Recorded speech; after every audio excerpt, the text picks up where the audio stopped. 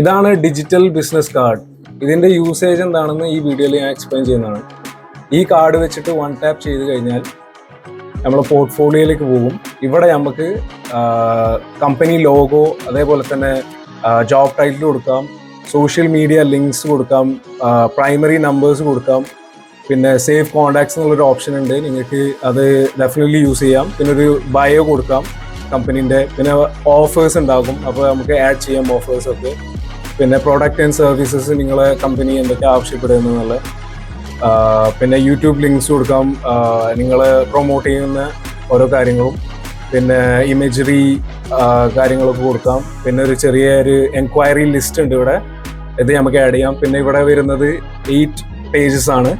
അപ്പോൾ ഫസ്റ്റ് വരുന്ന home, about us, product service, shop, gallery, YouTube videos, payment and enquiry. So make sure you buy this. ഇത് ഏറ്റവും useful ആയിട്ടുള്ളൊരു ടൂളാണ്.